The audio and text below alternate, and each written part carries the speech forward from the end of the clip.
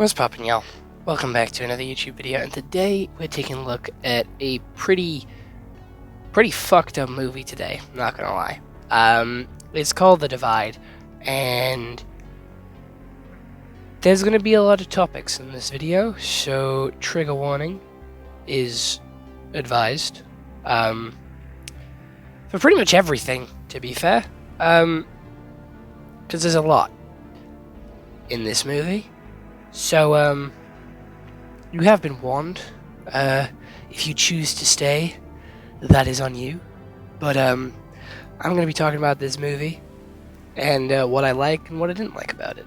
So, here we go. Without any further delay, let's take a look at what Google has to say about The Divide, which is a 2011 movie, and has a runtime of about 2-ish hours, and has a pretty low score on most platforms, with a 5.7 out of 10 on IMDb, and a 26% on Rotten Tomatoes, and a 28% on Metric. Survivors of a nuclear attack take refuge in a building basement, hiding for days underground. Soon, they turn on each other as fear, dwindling supplies, and outside invaders play on their minds. So, this opens up with our main character staring out the window, seeing a giant explosion, and watching the reality of her current situation hit her. So we see the characters getting, basically running down the stairs of this big New York City skyscraper, and they run into the bunker. This old guy is trying to keep these guys out, but these guys push their way in. I do believe there is 3 dudes, that went in together. There is a mother and daughter that go in together, and there is a husband and wife that go in together, and I think that's everybody. That's a lie. There's at least 2 more, which I do forget about, but there is, that's the thing. They all break in, and everything up top is fucked. The people in this bunker are told that they can't leave because obviously nuclear fallout. If you watch the Fallout series, if you play the Fallout game, you will know that you cannot leave because that nuclear dust, that nuclear powder gets into that bunker, everything's contaminated. You'll be shitting through your eyes for the next 8 weeks, and you'll get mutated, and you'll be throwing up blood, and you'll eventually die a very awful and gruesome death. So once you're in here for years. You cannot leave. You are locked in at this point, and you need to get into high gear, planting food, and basically trying to find any way to survive. However, they're in an underground concealed cave, which isn't really going to last them all too long, and they're going to be fucked. Honestly, they're going to be fucked. They basically have a alright first couple of days. They start arguing with each other, start fighting with each other, wanting to leave, and then someone opens the door. It's the government, all in white suits, obviously radiation suits. They go in, and they take a child, and fuck off. These guys managed to take down 3 of these people, and 2 of the suits otherwise compromised, leaving 1 suit intact. The bodies are then piled up in the bathroom, and one of them gets in one of the suits, goes out and looks at the stuff, and they have children in weird pods, and it's all white. He then goes back down, and they are welded in. They are stuck in this building. They are now cannot escape even if they wanted to, because the door is forced shut, with no other way out. So then they get into a little bit of a scrap.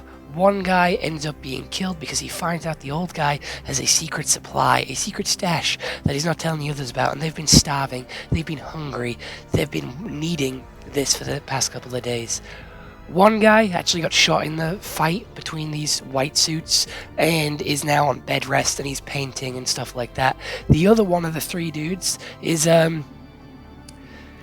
taking very much advantage of that girl, of the mother who lost her child, and I don't blame the mother at all. I'm going to be honest, I'll get into that a little bit later, but I don't blame the mother at all for what she's doing.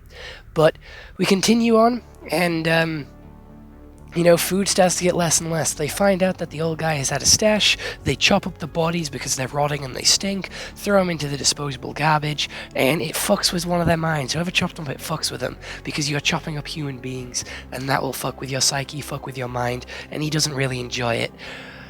Right, meat and potatoes. Shit starts to go downhill from here. We have the mother get raped and killed and sexually assaulted by both of the two other guys. The camp splits into two factions, the two guys and the mother.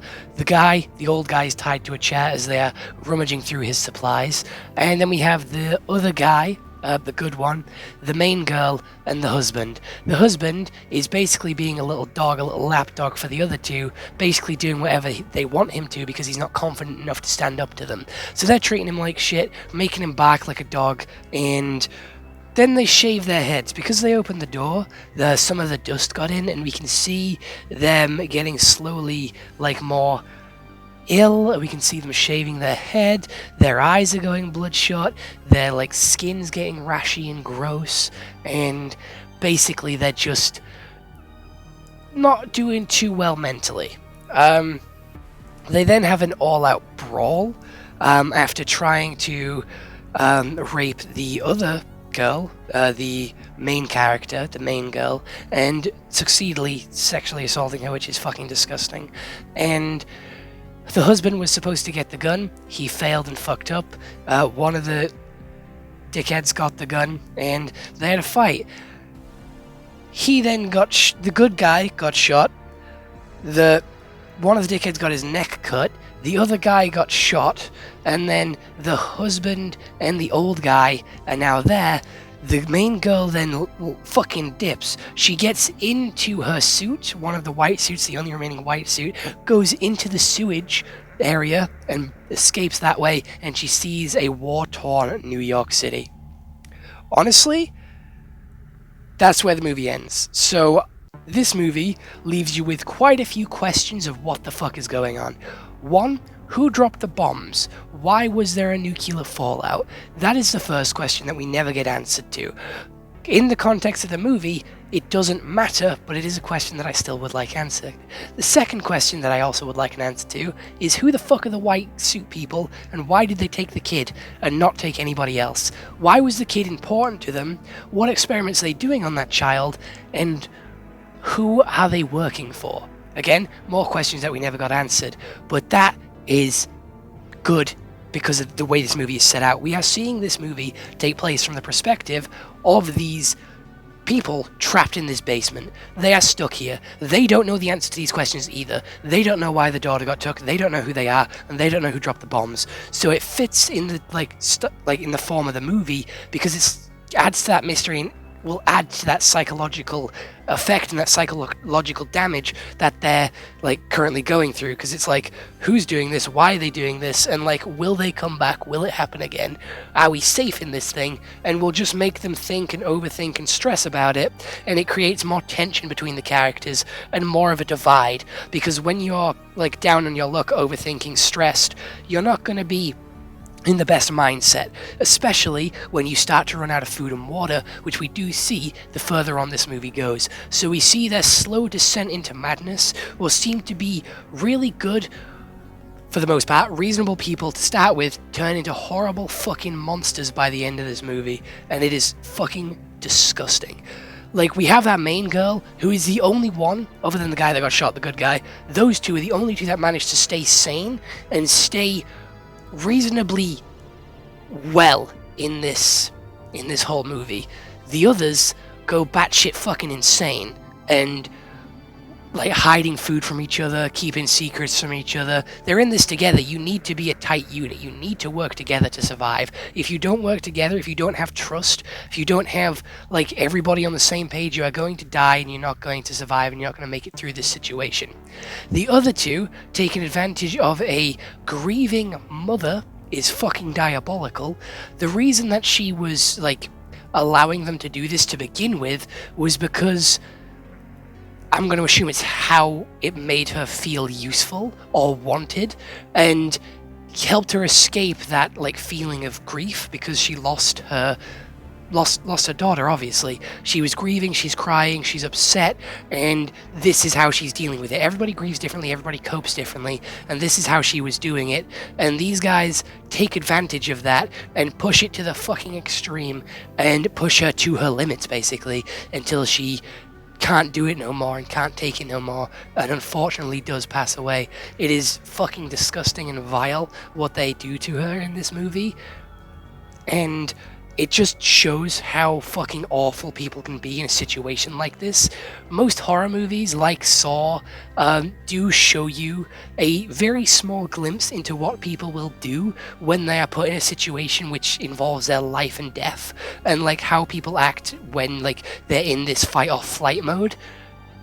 This is slightly different by sending them down this slow, gradual spiral where shit just gets worse and worse and worse by the movie goes on, with first they're stuck in a cave, first they are like being attacked, then they're running out of food and water, they're having to chop up dead bodies of the people who have passed away, and people who they have killed as well, which is a lot for anybody to deal with, and it obviously has affected them all in very negative, very bad ways. And there's a power trip in the like bunker now as well, with the two dickheads taking control and basically hogging all the food and giving the others the bare minimum of what they need to survive, and if they can even survive on it.